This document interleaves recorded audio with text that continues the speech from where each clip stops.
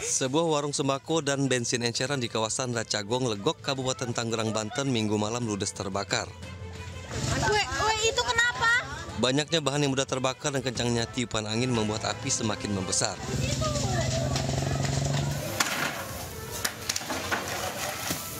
Warga yang panik mencoba memadamkan api dengan alat seadanya. Selain menghanguskan seisi toko, api juga membakar sebuah sepeda motor. Api padam setelah satu unit mobil pemadam kebakaran tiba di lokasi. Diduga api berasal dari percikan petasan yang dimainkan anak-anak. Main bensin sih dia habis. Oh, ada yang beli bensin? Iya, ada yang beli bensin. Tahu percikannya, tahu apa tuh, kena itu langsung nyala api sih itu. Gitu. Iya, awalnya. Infonya ada yang merasa anak kecil, gitu kan. Tapi infonya belum akurat benar sih.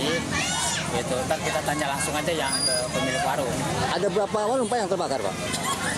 Apanya? Yang terbakar ada berapa warung? Satu aja. Satu. Tidak ada korban jiwa, namun kerugian materi mencapai ratusan juta rupiah. Penyebab pasti kebakaran dalam penyelidikan Polsek Legok. Dari Kabupaten Tangerang, Banten, Aimerani Ainis melaporkan.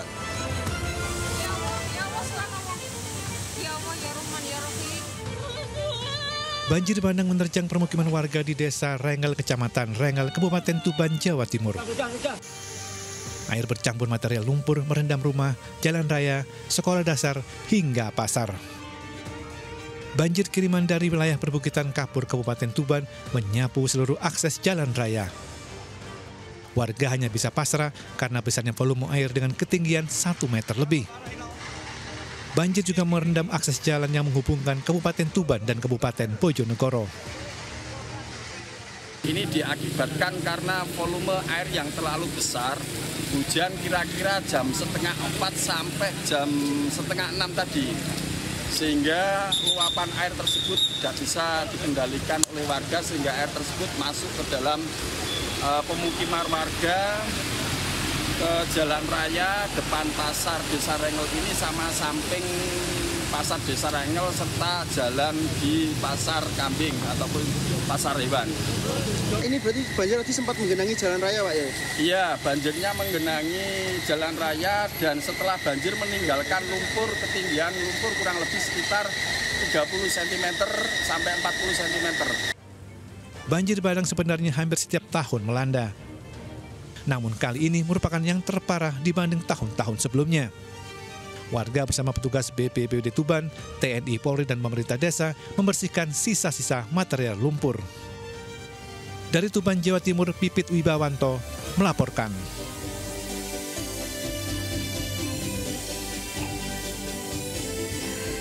Hai Yasmin. Halo Cika, Cika udah sarapan hari ini?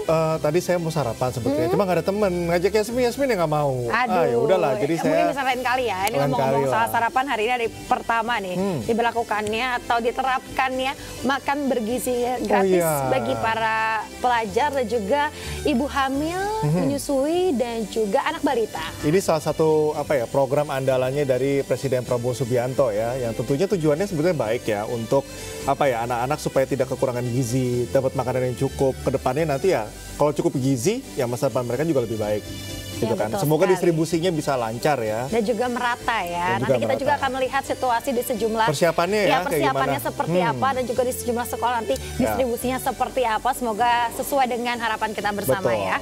Ya pemirsa, apa kabar Anda hari ini? Sindo Today kembali hadir untuk melengkapi informasi Anda bersama saya Yasmin Natania dan saya Cika Mutazam. Dan seperti biasa sebelum kita memulai seluruh rangkaian Sindo Today, redaksi kami juga telah menyiapkan 3 berita pilihan utama. Ini dia.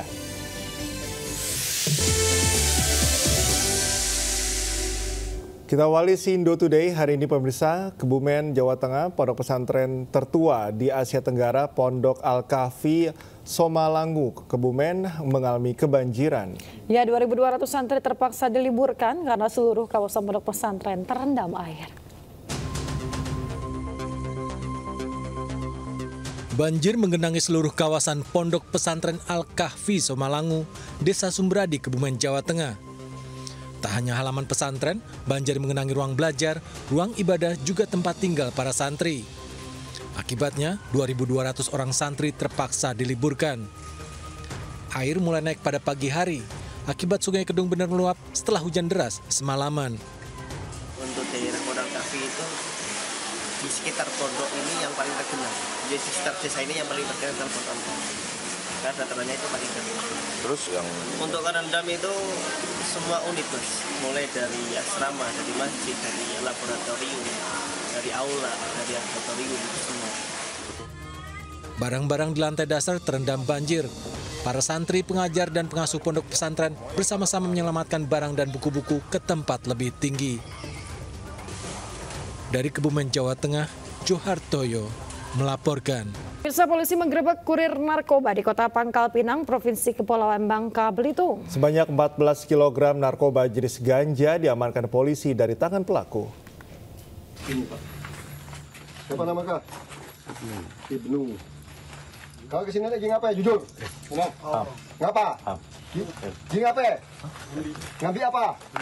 Ngambil ganja Pak. Satres Narkoba Polrestabes Pangkal Pinang menggerebek rumah yang ditempati pengedar narkoba.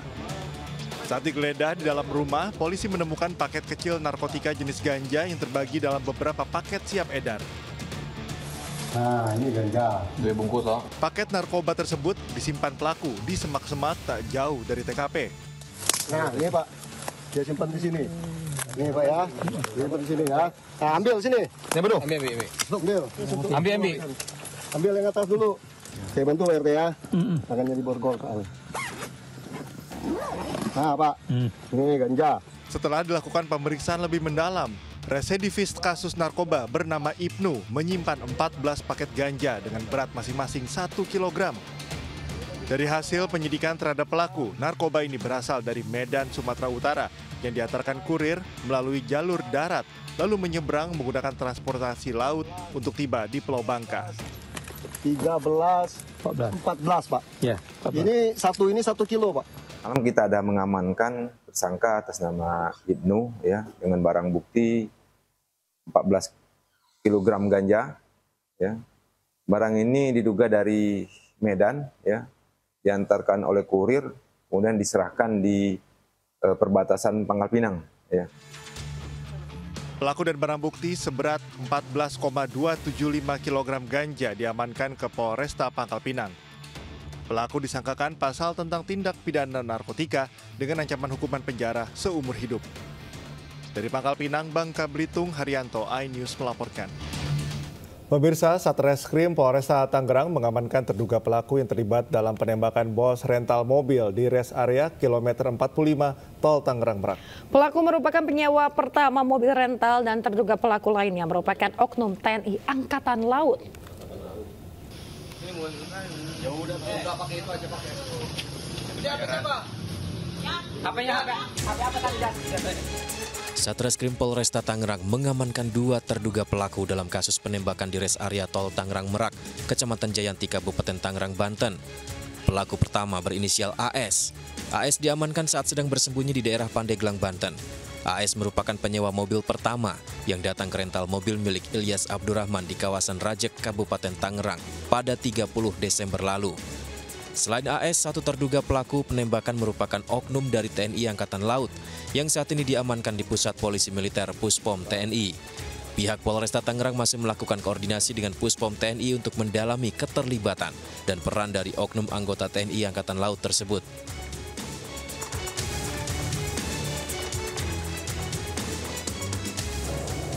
Dugaan pelaku, jadi satu orang yang sudah kita amankan, yaitu saudara AS, yaitu yang menyewa kendaraan rental tersebut. Nah, kita berkoordinasi dengan Polres Pandeglang. Saudara AS diamankan di wilayah Pandeglang, kemudian diserahkan ke Polresta Tangerang. Namun kendaraan itu awal mulanya disewa oleh saudara AS, sehingga polisi sedang melakukan pemeriksaan mendalam dan melakukan pengembangan lebih lanjut. Statusnya informasi TNI AL? Ya, baik untuk terkait dugaan oknum dari anggota TNI, kita juga belum bisa menyampaikan secara detail. Yang pastinya kita harus berkoordinasi dengan Puspom TNI yang nantinya sama-sama kita sampaikan bila mana memang diduga ada keterlibatan dari oknum. Maling mobil! Sebelumnya seorang pemilik mobil rental tewas ditembak pelaku penggelapan mobil di res area kilometer 45 di Kecamatan Jayanti, Kabupaten Tangerang, Banten, Kamis dini hari. Korban tewas akibat luka tembak di bagian dada, sedangkan rekannya kritis lantaran terkena tembakan di bagian sisi perut saat akan mengamankan mobil miliknya. Dari Kabupaten Tangerang, Aimarani, iNews melaporkan. Pemirsa, buntut penembakan bos rental mobil di res area tol Tangerang Merak, Kapolsek Cinangka, dan 3 personelnya diperiksa Propam Polres Cilegon dan Polda Banten. Pemeriksaan dilakukan karena diduga ada penolakan pendampingan dari Polsek Cinangka sebelum peristiwa penembakan tersebut terjadi. Ini teman ini tuh singgah itu ya. Itu dia, Kasus penembakan bos rental mobil hingga tewas di res area tol Tangerang Merak berbuntut panjang.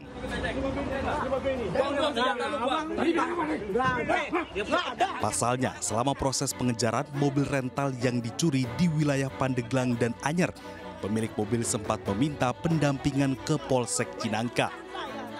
Namun permintaan pendampingan tersebut ditolak. Akibatnya, Kapolsek Cinangka dan 3 personelnya saat ini diperiksa oleh Propam Polres Cilegon dan Propam Polda Banten. Jadi sudah kita lakukan pemeriksaan, klarifikasi dan interogasi kepada 4 personil Polsek termasuk Kapolsek dan ketiga anggotanya. Kemudian juga sampai saat ini masih dilakukan pemeriksaan kepada yang bersangkutan dan klarifikasi juga sudah disampaikan oleh Kapolsek Cinangka. Ya, masih dilakukan pemeriksaan sampai saat ini untuk intensnya baik dari Propam Polres Cilegon termasuk juga Propam Polda Banten sendiri. Meski demikian, Polres Cilegon membantah adanya penolakan pendampingan terhadap korban dari Polsek Cinangka. Karena petugas saat itu meminta sejumlah dokumen kepemilikan mobil, namun korban tidak menunjukkannya. Dari Cilegon, Banten, Iskandar Nasution, iNews melaporkan. Pemirsa, modus baru pelaku pembegalan motor ditemukan oleh petugas Suramadu saat pemeriksaan rutin di jalur roda 2. Petugas menemukan jebakan berupa bentangan benang nilon yang dipasang melintang setinggi leher pengendara motor.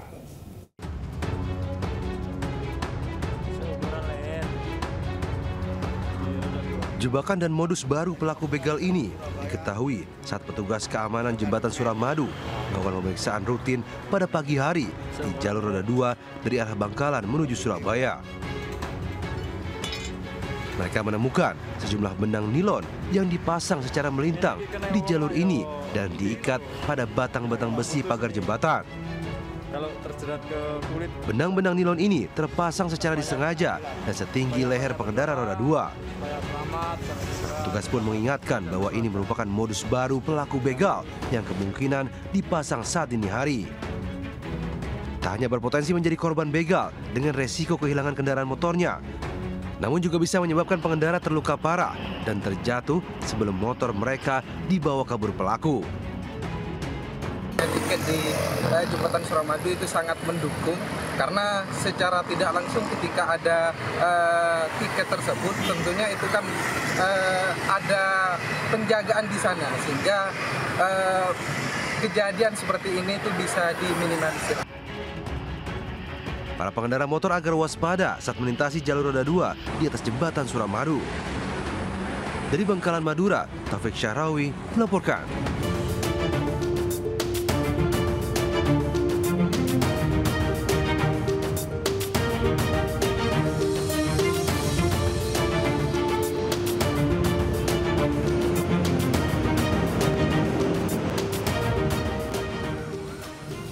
Pemirsa, selanjutnya kami akan ajak Anda mengetahui pantauan lalu lintas hari ini di sejumlah wilayah melalui pantauan CCTV Korlantas Polri. Dan kita akan bergabung dengan Brigadir Medina di studio NTMC Polri. Halo Brigadir Medina, bagaimana pantauan arus lalu lintas di sejumlah titik di wilayah Indonesia melalui pantauan CCTV?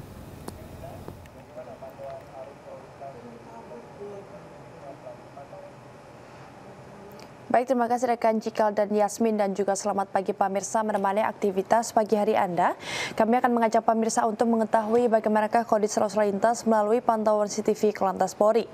Untuk yang pertama, kita pantau dari kawasan JPO Tebet, Jakarta Selatan, di mana pada pagi hari ini arus lalu lintas di jalur arteri dari arah Semanggi akan mengarah ke Cawang dalam situasi ramai lancar. Kemudian arus lalu lintas sebaliknya dari arah Cawang yang akan mengarah ke Semanggi melalui jalur arteri maupun tol saat ini mengalami peningkatan jumlah kendaraan. Kami menghimbau kepada Anda para pengendara agar selalu waspada dan menjaga jarak aman kendaraan Anda serta tetap bersabar dalam menunggu antrian kendaraan Anda. Untuk selanjutnya kita bergeser di kawasan Tol Gate Ciawi, Jawa Barat, di mana arus lalu lintas pada pagi hari ini dari arah puncak yang akan mengarah ke Jagorawi dalam situasi lancar, belum terjadi peningkatan jumlah kendaraan yang cukup signifikan di kawasan tersebut. Kami menghimbau bagi kendaraan yang ingin mengarah ke Ciawi ataupun Sukabumi diarahkan ke jalur kontraflow satu lajur agar para pengendara yang berencana melintas di kawasan ini tetap mengikuti arahan dan juga petunjuk dari petugas kami yang berada di lapangan. Untuk selanjutnya kita bergeser di kawasan Gereja Santo Petrus, Solo. Pada pagi hari ini arus lalu lintas dari arah Jalan Dr. Muardi akan mengarah ke Jalan Selamat Riyadi dalam situasi ramai lancar. Perapatan kecepatan kendaraan hanya menjelang antrian traffic light saja yang berimbas kurang lebih sepanjang 100 meter ke belakang. Selepasnya kendaraan dapat melaju dengan kecepatan normal. Hal yang sama juga terjadi dari arah Jalan Selamat Riyadi akan mengarah ke Jalan Dr. Wahidin. Kami menghimbau kepada Anda para pengendara khususnya roda 2 agar selalu berhenti di belakang garis stop pada antrian traffic light, juga mengikuti arahan dan juga petunjuk dari petugas kami yang berada di lapangan. Untuk selanjutnya kita bergeser di kawasan Mall Citowaru, Surabaya, Jawa Timur. Arus lalu lintas dari arah Sidoarjo yang akan mengarah ke Surabaya melalui Jalan Ahmad Yani pada pagi hari ini dalam situasi ramai lancar dan kendaraan di kawasan tersebut didominasi oleh kendaraan pribadi baik roda 2 maupun roda 4. Kami menghimbau kepada Anda para pengendara yang akan melewati jalur ini agar tetap menjaga batas kecepatan maksimal kendaraan Anda untuk keselamatan diri Anda pribadi maupun pengendara lain. Dan pemirsa, berdasarkan data IRSMS Korlantas Polri, angka kecelakaan lalu lintas di seluruh Indonesia selama 1 kali 24 jam terjadi sebanyak 90 kasus laka lantas dengan rincian 12 meninggal dunia, 18 luka berat dan 132 luka ringan. Dari 90 kasus laka lantas tersebut, 33% terjadi karena kecerobohan para pengemudi. Maka dari itu kami menghimbau kepada Anda para pengendara agar selalu berhati-hati dalam berlalu lintas dan tetap menjadikan keselamatan sebagai kebutuhan Anda. Dan pemirsa, bagi Anda yang ingin mengupdate informasi selengkapnya seputaran arus lalu lintas, kami siap melayani Anda di 15669 ataupun melalui SMS kami di 9119. Demikian dapat kami informasikan, semoga bermanfaat. Selamat pagi dan salam presisi. Silakan kembali ke studio. Baik, terima kasih Brigadir Medina atas laporan pantauan lalu lintas hari ini di sejumlah wilayah melalui pantauan CCTV Korlantas Polri. Selamat bertugas kembali dan salam presisi.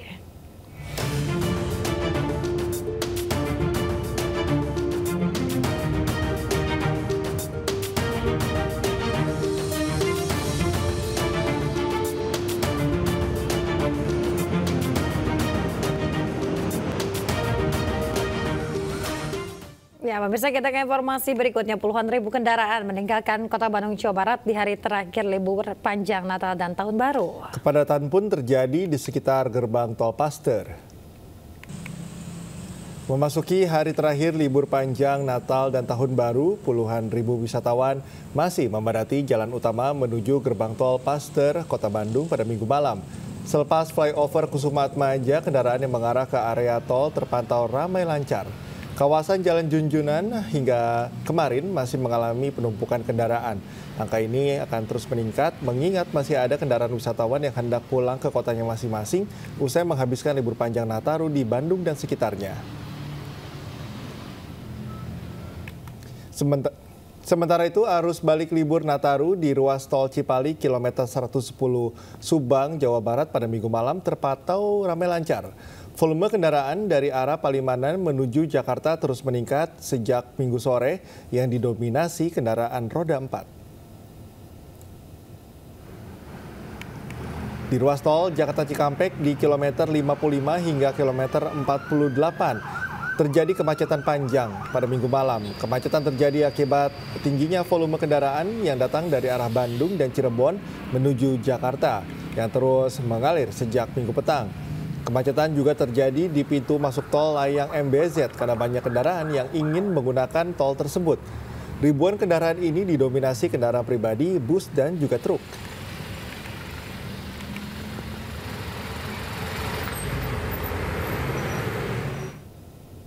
Pemirsa, arus lalu lintas di gerbang tol Cikampek Utama mengalami kenaikan yang signifikan namun masih terpantau kondusif. Ya, sejak pagi hingga Minggu malam terpantau 29.000 lebih kendaraan melintasi gerbang tol Cikatama menuju Jakarta. Lalu lintas di gerbang tol Cikampek Utama menuju ke arah Jakarta ramai lancar. Tak ada antrean kendaraan yang terjadi di gerbang tol Cikatama.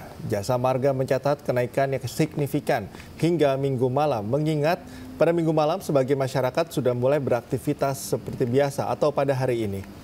Setidaknya sudah ada 29.000 lebih pemudik yang terpantau melintasi gerbang tol Cikatama hingga Minggu malam dan diprediksi angka ini masih terus bertambah. Belum ada rekayasa lalu lintas yang diberlakukan oleh kepolisian maupun jasa marga, mengingat volume kendaraan yang melintas tidak terlalu padat. Sementara itu, libur Natal dan Tahun Baru, kondisi lalu lintas Jalan Tol Jakarta Cikampek kilometer 19 terpantau ramai lancar. Tak ada kepadatan yang terlihat dari kendaraan yang melintas di jalan tol yang menghubungkan Jakarta dengan beberapa daerah di Pulau Jawa.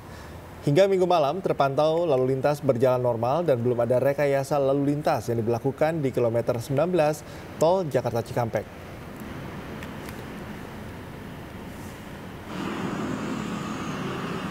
Pemirsa, jelang berakhirnya masa libur panjang Natal dan Tahun Baru, kawasan wisata Puncak ramai wisatawan. Hal ini karena Puncak masih menjadi destinasi wisata favorit masyarakat.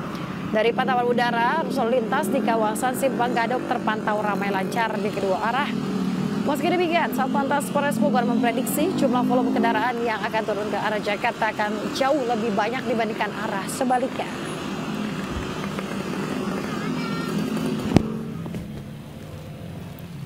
Sementara itu pemirsa, arus balik Nataru jalur Pantura, Kota Tegal, Jawa Tengah juga dipadati kendaraan pemudik dan wisatawan.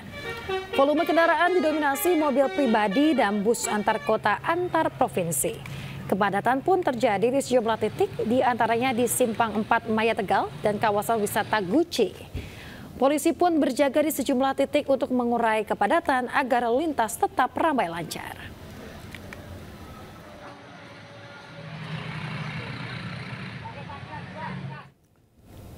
Kepadatan arus balik penumpang juga terjadi di Bandara Soekarno-Hatta, Tangerang, Banten. Puncak arus balik terjadi hari Minggu dengan jumlah pergerakan penumpang mencapai 173.000.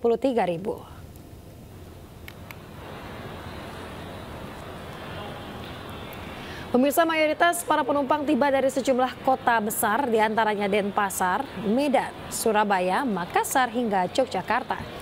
Pengelola Bandara Suta mencatat hari ini sebagai puncak arus balik libur Nataru, dengan jumlah pergerakan penumpang mencapai 173.000 orang dan pergerakan pesawat sebanyak 1.132 penerbangan.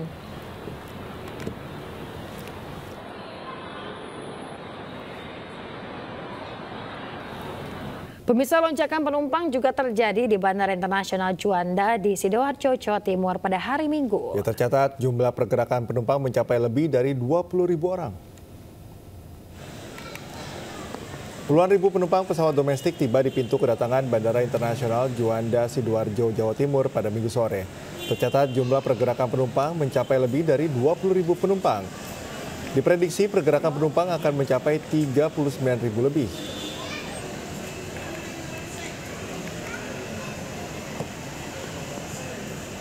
Ya, pemirsa, sekitar 44.000 penumpang kembali ke Jakarta melalui stasiun Pasar Senen. Ya, PT KAI Daob 1 Jakarta memprediksi puncak arus balik terjadi pada hari Minggu. 653.000 tiket ludes terjual dengan tingkat okupansi lebih dari 77% dari 825.000 tiket yang disediakan. Jumlahnya akan terus meningkat mengingat penjualan Go Show masih dilayani. Selama 18 hari libur Nataru 19 Desember 2024 hingga 5 Januari 2025, PT KAI memberangkatkan 88 kereta api dengan 1.576 perjalanan. Dengan tujuan favorit yakni Yogyakarta, Semarang, Surabaya, dan Bandung. Pemirsa, arus balik di stasiun Tugu Yogyakarta mulai menurun. Puncak arus balik Nataru di stasiun Yogyakarta terjadi pada 29 Desember lalu dengan jumlah keberangkatan mencapai 31.000 penumpang. Suasana stasiun Tugu Yogyakarta mulai lengang dan perlahan kembali normal. Usai beberapa hari sebelumnya dipadati calon penumpang yang kembali ke daerah asalnya. Sementara hari Minggu, pemirsa, keberangkatan telah menurun di angka 20.000 penumpang.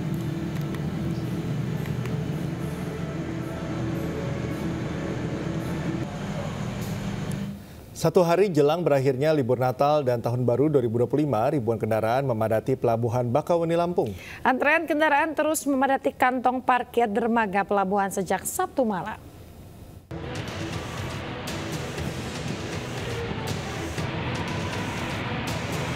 Ribuan kendaraan terus berdatangan memadati Pelabuhan Bakauheni, Lampung. Kepadatan ini seiring dengan berakhirnya libur Natal dan Tahun Baru 2025 pada Senin mendatang.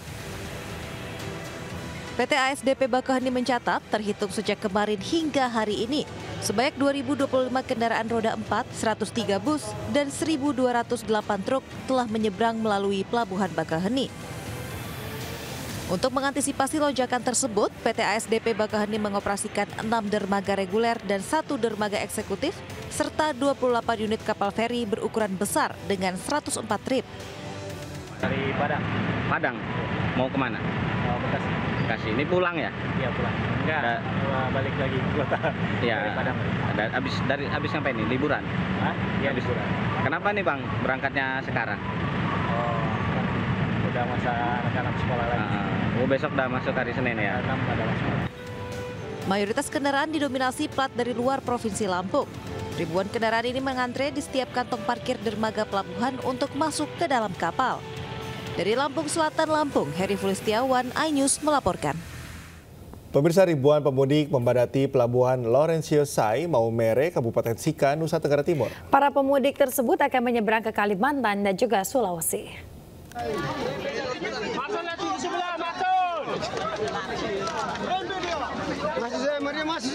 Pelan-pelan, tidak usah dorong-dorong dari belakang.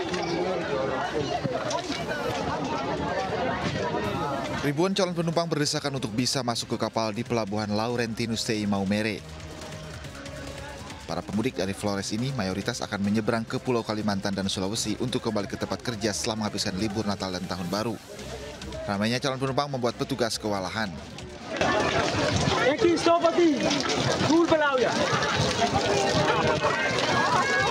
Kepala Pelni Maumere, Gervasius Apul menyebut tanggal 5 Januari ini merupakan puncak arus balik Nataru.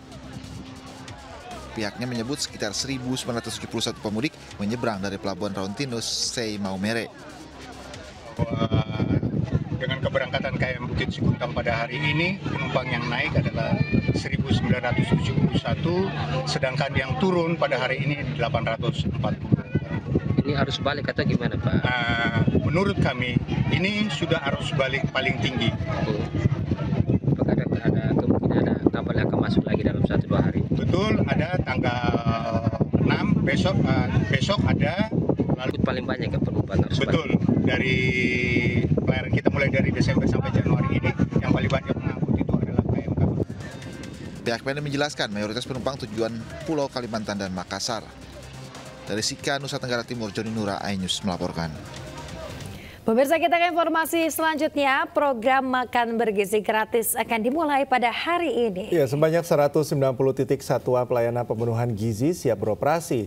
Dan pemerintah juga menyampaikan bahwa program ini menjadi tonggak sejarah bagi perbaikan kehidupan masyarakat, khususnya menuju Indonesia Emas 2045.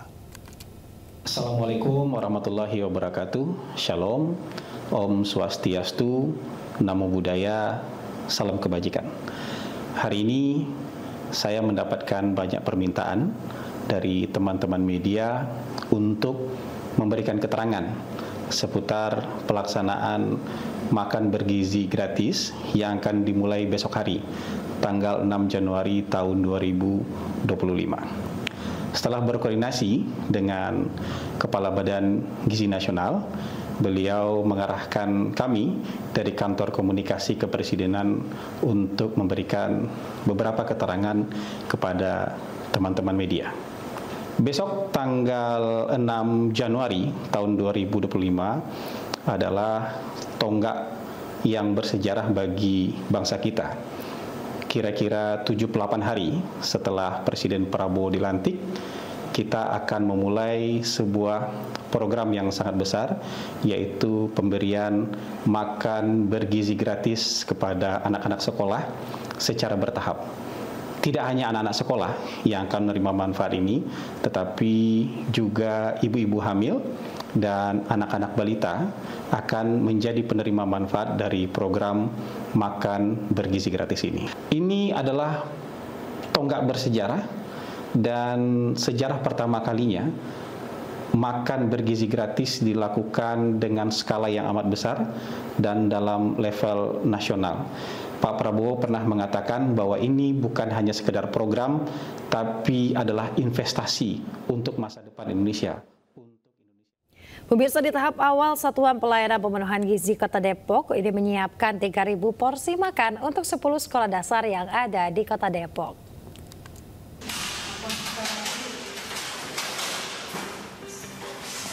Program makan bergizi gratis akan dimulai pagi hari ini. Salah satunya di Kota Depok, Jawa Barat. Persiapannya telah mencapai 90%, bahkan secara khusus pemerintah pusat melalui BGN, Badan Gizi Nasional, membangun gedung SPPG, Satuan Pelayanan Pemenuhan Gizi, sebagai dapur umum di Jalan Cilangkap. Di tahap awal, SPPG Kota Depok menyiapkan 3.000 porsi makan bergizi gratis yang dibagi menjadi 2 rentan waktu, yakni pukul 8 pagi dan pukul 19 siang yang akan dibagikan kepada siswa sekolah dasar di 10 sekolah dasar yang ada di Kota Depok. Kepala Juru Masak SPPG Kota Depok, Mustafa Kemal, menjelaskan proses masak akan dilakukan 2 kali. Dimulai pada Senin dini hari untuk jadwal MBG pagi dan Senin subuh untuk MBG siang hari dengan melibatkan 50 warga sekitar yang didominasi ibu-ibu sebagai juru masaknya. Persiapannya dan mulai jadwal schedule untuk pemasakannya itu hari Minggu, mungkin Minggu malam, karena dibagi 2 schedule untuk bidang masak, dari jam 1 untuk jam 8 untuk anak-anak SD jam 8 dan jam 3 untuk anak SD jam 11. Kita ambil warga sini, diberdayakan warga sini, masyarakat sini yang Sebelumnya berbagai uji coba program makan bergizi gratis telah dilakukan dalam tahap awal. Akan ada 3 juta siswa yang akan menerima program MBG di seluruh Nusantara. Dari Depok, Jawa Barat, Yung Rizky, iNews melaporkan. Pemirsa, untuk melihat bagaimana pelaksanaan program makan bergizi gratis, kita sudah terhubung dengan rekan Camar Haenda di Dapur Umum JMP Depok, Jawa Barat. Halo Camar, apa saja menu makan bergizi gratis perdana hari ini di sana? Ya baik, selamat pagi Cikal, Yasmin dan juga pemirsa. Benar sekali, hari ini merupakan kick off ataupun juga hari pertama untuk bagaimana implementasi dari program makan bergizi gratis. Nah, seperti yang tadi Yasmin utarakan, bahwasanya akan ada sejumlah porsi ataupun makanan bergizi apa saja yang nantinya akan dihadirkan di 2 sekolah. Namun sampai dengan saat ini kami masih menunggu konfirmasi dari pihak Dapur Kebayunan Depok, Jawa Barat, dan Anda bisa lihat ini saya sudah memakai penutup kepala dan juga masker karena memang ketika kita masuk ke dapur untuk pengolahan makanan bergizi gratis ini harus steril. Dan saat ini memang informasi yang kami dapat, meskipun kami belum tahu menunya apa saja, namun ada 5 dapur yang ada di Dapur Kebayunan Depok, Jawa Barat ini di lahan seluas 2.500 meter persegi dan mampu memproduksi sampai dengan 16.000 porsi setiap harinya. Artinya kalau di dibagi ke dalam 5 dapur. Satu dapurnya ini bisa memproduksi sekitar 3.000 sampai dengan 4.000 porsi. Kemudian dalam satu dapur nanti kita akan lihat seperti yang disampaikan tadi, kami juga sudah berbincang bersama dengan staf khusus Kepala Komunikasi Kepresidenan, yakni atas nama Hafizul Mizan Piliang, menyebutkan bahwasannya dalam satu dapur ini terdapat 40 karyawan yang bertugas untuk membuat makanan bergizi gratis secara steril.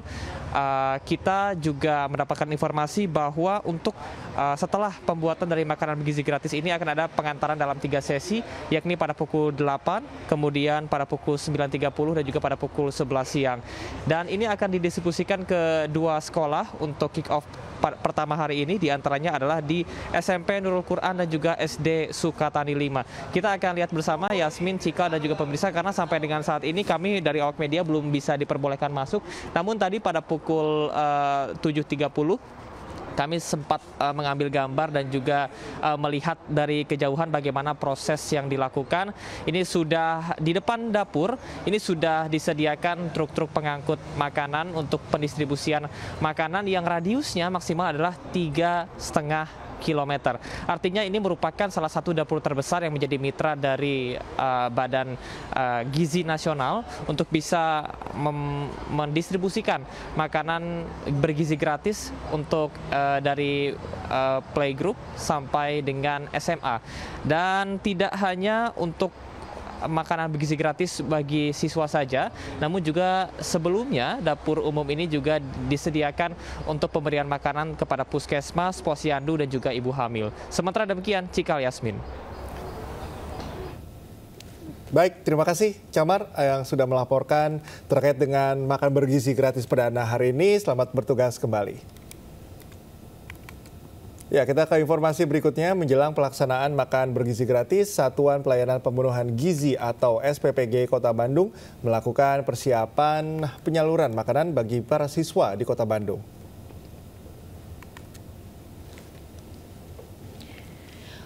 Pemirsa, kantor SPPG Sukajadi Kota Bandung, Jawa Barat melakukan persiapan seperti memasak serta menyiapkan alat makan bagi para penerima bantuan makan bergizi dari pemerintah. Pihak SPPG menyiapkan berbagai macam menu bergizi dari hari Senin hingga hari Jumat. Rencananya ada 3.330 porsi makanan akan disalurkan ke 7 sekolah.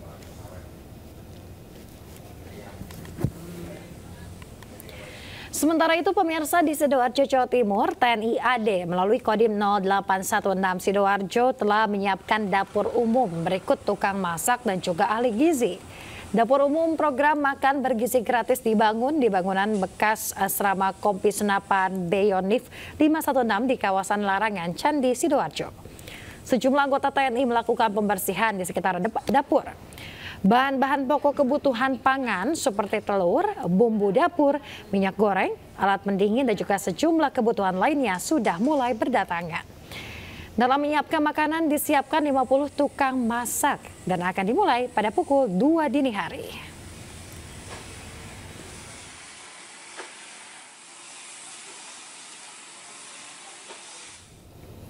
Ya pemirsa, untuk melihat bagaimana pelaksanaan program makan bergizi gratis ini, kita sudah terhubung dengan rekan Dilami Aulia di salah satu sekolah di kawasan Jakarta Barat. Ya, halo Dilami, apakah makanan bergizi gratis ini sudah didistribusikan ke sekolah? Ya, selamat pagi Yasmin, Cikal dan juga pemirsa. Untuk program makan bergizi gratis, program unggulan dari pemerintahan Prabowo Gibran, hari ini resmi didistribusikan ke sejumlah sekolah di Indonesia. Salah satunya ini ada di SD Negeri Slipi 15 di kawasan Jakarta Barat. Untuk hari ini ada 380 box makanan yang didistribusikan dalam 2 gelombang waktu, Yasmin, Cikal dan juga pemirsa. Waktu pertama yakni pukul 7 pagi untuk kelas 1 sampai 3 SD, kemudian untuk gelombang kedua pukul 9 ini ada untuk siswa kelas 4 sampai 6 SD. Nah, kalau misalnya kita melihat menunya, ini memang bervariasi ya hari ini. Ada ayam, nasi, kemudian tahu tepung, sayur kacang panjang hingga jeruk. Hari ini tidak ada susu Yasmin karena susunya diganti dengan tahu sehingga para siswa ini mendapatkan protein hewani dan juga nabati atau gizi yang seimbang. Nah, untuk menunya ini nantinya akan bervariasi begitu ya. Hari pertama sampai hari ke-20 akan berbeda-beda. Nanti hari ke-21 akan kembali ke menu hari pertama. Dan untuk hari Jumat ada yang spesial karena nanti akan ada menu pasta, mie Jawa hingga spaghetti Yasmin. Dari Kepala Sekolah SD Selipi 15 juga mengungkapkan dengan adanya program makan bergizi gratis ini juga meningkatkan semangat para siswa untuk belajar, kemudian ini juga meningkatkan semangat mereka untuk makan karena biasanya tadi para wali kelas ini mengungkapkan banyak siswa yang sulit untuk makan, bahkan tadi sempat ada yang alergi untuk makan ikan ataupun ayam sehingga menunya diganti begitu. Jadi ada pendataan Yasmin dari setiap siswanya sehingga diharapkan untuk makan bergizi gratis ini dapat didistribusikan secara tepat kepada para siswa. Kemudian Cikal, Yasmin dan juga pemirsa, memang untuk pendistribusian ini dilakukan tidak hanya hari ini karena sempat diuji coba juga 2 bulan lalu yakni pada 18 Oktober dan ternyata saat diuji coba ini menuai respon positif sehingga saat diresmikan ini tentunya jadi hal yang bagus dan kedepannya tentu dari pihak Kepala Sekolah SD 15 Selipi Jakarta Barat mengharapkan bahwa menunya lebih variatif sehingga anak-anak jauh lebih semangat untuk makan. Cikal, Yasmin. Baik, luar biasa sekali. Terima kasih Dilami Aulia melaporkan langsung dari SDN 15 Selipi Jakarta Barat. Selamat bertugas kembali Dilami. Ya, pemirsa, program makan bergizi gratis atau MBG bergulir mulai hari ini. Ya, Badan Gizi Nasional mempersiapkan 190 dapur umum di seluruh Indonesia yang bertugas memasak menu bergizi dengan anggaran Rp10.000 per porsi.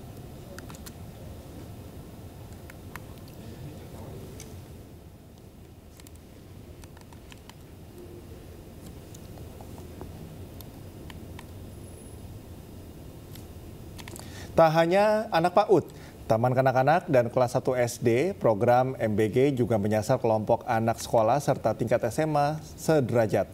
Selain kelompok anak sekolah, MBG juga diberikan kepada bayi hingga usia 5 tahun atau balita, ibu hamil, dan ibu menyusui. Pada tahun 2025, pemerintah melalui Badan Gizi Nasional menargetkan total 19,47 juta orang penerima. Alokasi anggaran sebesar Rp71 triliun bersumber dari anggaran pendapatan dan belanja negara. Rinciannya 63,36 triliun digunakan untuk pemenuhan gizi nasional dan sisanya 7,43 triliun untuk program mendukung manajemen operasional. Pemirsa, adapun tujuan program MBG adalah yang pertama di bidang gizi untuk meningkatkan akses makanan bergizi, pengetahuan gizi dan juga pola makan sehat. Kemudian kedua di bidang pendidikan pemirsa, yaitu peningkatan prestasi, partisipasi kehadiran siswa dan juga pengurangan anak putus sekolah. Dan berikutnya di bidang ekonomi, yakni pemanfaatan bahan pangan lokal serta peningkatan kesejahteraan petani dan juga pelaku UMKM. Tujuan keempat adalah mengurangi kemiskinan. Di bidang ini, program MBG diharapkan dapat menciptakan lapangan kerja dan juga pengurangan beban penduduk miskin dalam memenuhi kebutuhan pangan. Pemirsa, program MBG akan terus disempurnakan di tahun-tahun mendatang. Di tahun 2026, penerima akan lebih banyak menjadi 30,46 juta dengan anggaran 109,7 triliun rupiah. Di tahun 2027 menjadi 41,45 juta penerima dengan anggaran 149,2 triliun rupiah. Kemudian tahun 2028 menjadi 62,17 juta penerima dengan anggaran 223,8 triliun rupiah. Kemudian di tahun 2029 naik hingga 82,9 juta penerima dengan anggaran 298,4 triliun rupiah.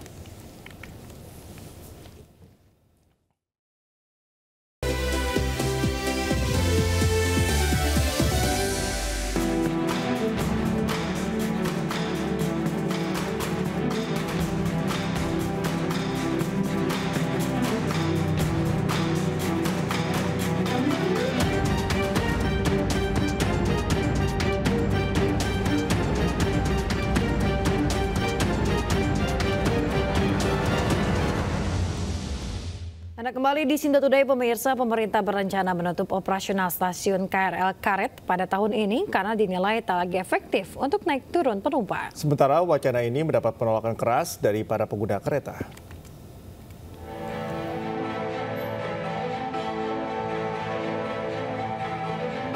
Pemerintah berencana menutup stasiun KRL komuter lain Karet di Kecamatan Tanah Abang, Jakarta Pusat pada tahun 2025 ini. Keputusan ini disebut merupakan usaha melancarkan konektivitas antar stasiun yang saling berdekatan.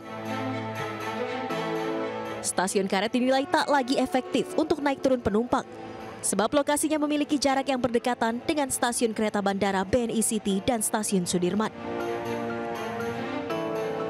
Namun wacana ini mendapat penolakan dari pengguna KRL.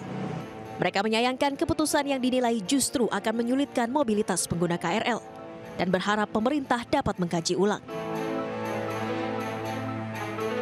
Saya merasa kehilangan aja ya, karena akses yang paling enak turun di stasiun Karet dibanding di stasiun Sudirman, di stasiun Tanah Abang, karena di stasiun Karet lebih dekat sama saya tempat nyari uang.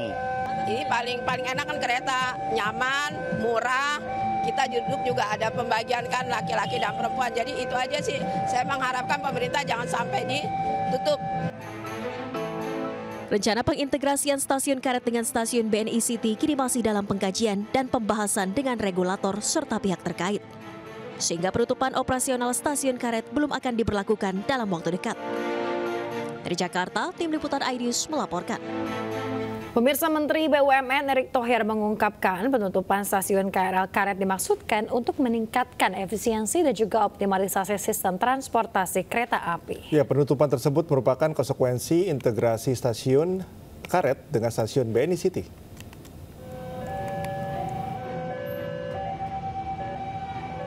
Menteri BUMN Erick Thohir mengungkap bahwa stasiun KRL Karet akan segera ditutup. Rencana penutupan stasiun KRL komuter lain yang berada di Kecamatan Tanah Abang, Jakarta Pusat ini merupakan konsekuensi integrasi stasiun tersebut dengan stasiun BNI City sebagai bagian dari rencana peningkatan layanan kepada penumpang. Ini yang tadi bilang kan bagaimana membangun ekosistem seperti tadi. Mungkin di Karet ya ditutup. Itu. Ya samalah kayak kita mengenalkan kereta api langsung dari Jakarta, Jogja, Jakarta, Semarang kan itu salah satunya ada strateginya. PT KAI melalui Direktur Pengembangan Usaha dan Kelembagaan Rudi Asaturida menyatakan PT KAI sepenuhnya mendukung rencana penutupan stasiun Karet karena jarak antara stasiun Karet dengan stasiun BNI City dinilai sangat dekat sehingga keberadaan stasiun Karet menjadi kurang efisien. Stasiun Karet ditutup karena sudah dekat sekali dengan BNI City. Jadi kalau orang yang akan mau ke Karet, dia tinggal jalan aja. Kan kita udah buatkan selasarnya sampai dengan ke BNI City. Saat ini KAI Komuter tengah meningkatkan kualitas fasilitas sarana dan prasarana untuk penumpang di stasiun BNI City. Sejumlah hal dilakukan mulai dari memperbaiki selasar bagi pejalan kaki, serta membangun area bagi pelaku usaha yang dapat mendukung UMKM. Dari Jakarta, Steven Patinama, oleh Syah Ramadan, iNews melaporkan. Pemirsa, Menteri Dalam Negeri Tito Karnavian memantau proses percepatan perizinan program 3 juta rumah Presiden Prabowo di Kota Tangerang, Banten. Pemerintah Kota Tangerang berhasil memangkas waktu perizinan bangunan gedung atau IMB yang sebelumnya 45 hari, kini hanya menjadi 4 jam. Tito Karnavian menyatakan dirinya telah melakukan pertemuan dengan Menteri Perumahan dan Kawasan Pemukiman serta Menteri Agraria Tata Ruang BPN. Dari pertemuan tersebut ada 3 hal yang disepakati. Yang pertama, biaya BPHTB harus digratiskan. Kemudian kedua, waktu perizinan bangunan gedung harus dipersingkat. Ketiga, pajak perizinan bangunan gedung juga harus digratiskan. Program ini khusus untuk warga miskin yang tidak mampu. 514 kabupaten Indonesia, 513 lainnya kita harap bisa melakukan hal yang sama, termasuk 38 provinsi juga melakukan hal yang sama. Kalau ini dilakukan semua daerah melakukan hal yang sama seperti di Tangerang, 4 jam, ya bukan 10 hari, kita minta 10 hari untuk kita, peraturan Mendagri 10 hari, itu bisa jam. Saya terus terang hormat dan acungkan jempol. Saya kira.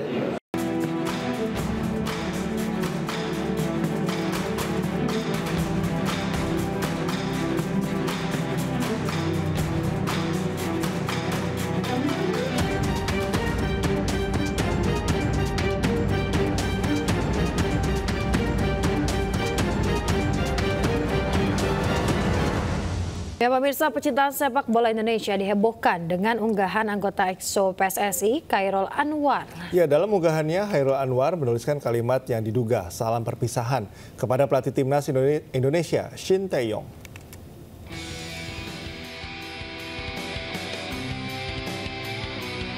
Masa depan Shin Tae-yong di timnas Indonesia akhir-akhir ini menjadi sorotan. Banyak rumor yang menyebutkan ia bakal didepak. Di tengah simpang siurnya masa depan STY, Exco PSSI yang bernama Khairul Anwar membuat postingan yang menjadi sorotan warganet. Dalam unggahannya ia mengucapkan terima kasih kepada STY karena menjadi bagian dari sejarah transformasi sepak bola Indonesia. Unggahan itu memantik tanda tanya dari warganet dan banyak yang berspekulasi bahwa STY akan dipecat.